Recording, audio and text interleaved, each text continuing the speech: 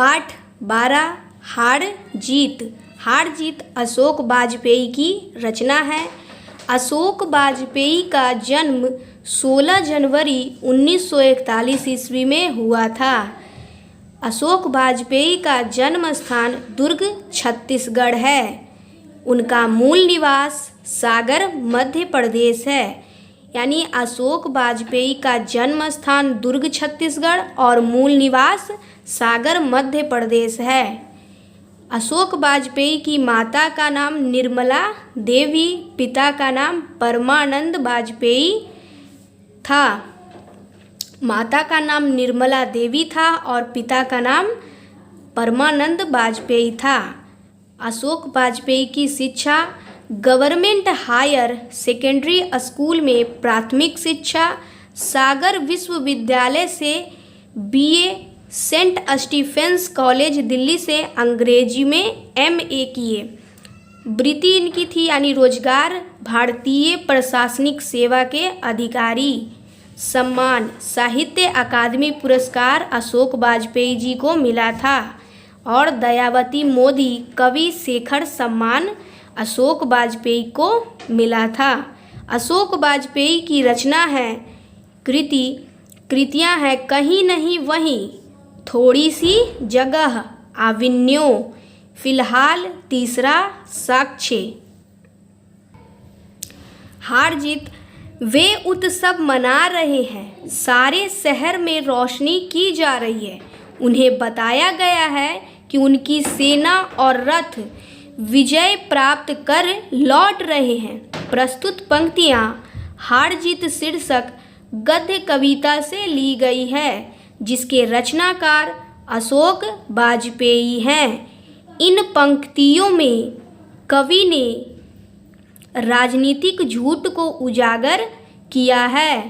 कवि कहते हैं कि नेता जनता को दिग्भ्रमित करते हैं और उन्हें वास्तविकता से दूर करते हैं। वाजपेयी जी ने इस कविता में जनता और शासक का सही चित्रण प्रस्तुत किया है।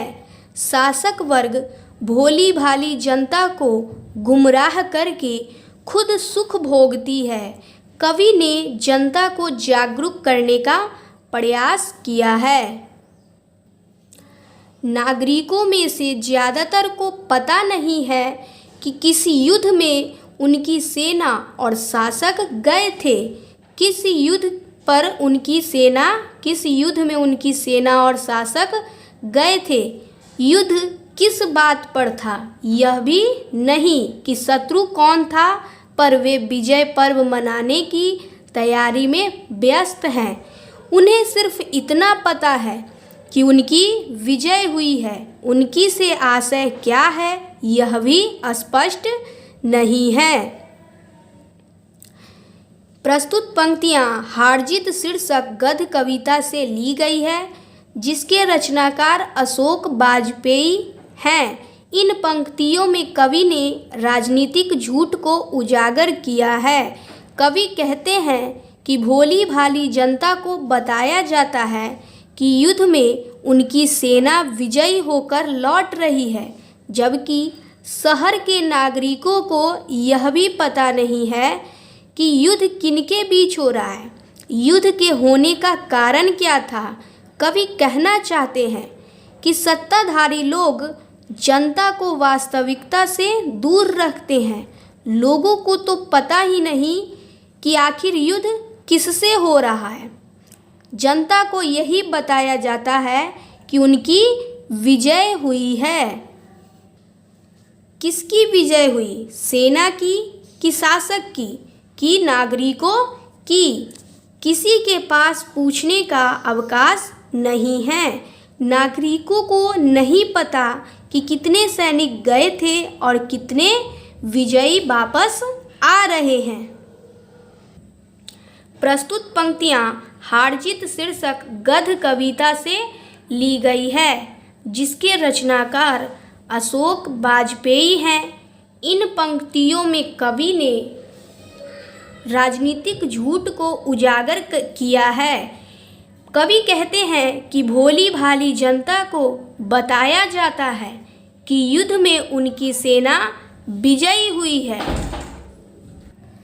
प्रस्तुत पंक्तियां हार जीत शीर्षक गद्य कविता से ली गई है, जिसके रचनाकार अशोक वाजपेयी हैं। इन पंक्तियों में कवि ने राजनीतिक झूठ को उजागर किया है। कवि कहते हैं कि भोली भाली जनता को बताया जाता है कि युद्ध में उनकी सेना विजयी हुई है, लेकिन जनता को यह भी पता नहीं कि विजय सेना की हुई है या शासक की या नागरिकों की। यह बात पूछने के लिए किसी के पास समय भी नहीं है। नागरिकों को यह भी पता नहीं कि कितने सैनिक गए थे और कितने वापस आ रहे हैं। खेत रहने वालों की सूची अप्रकाशित है।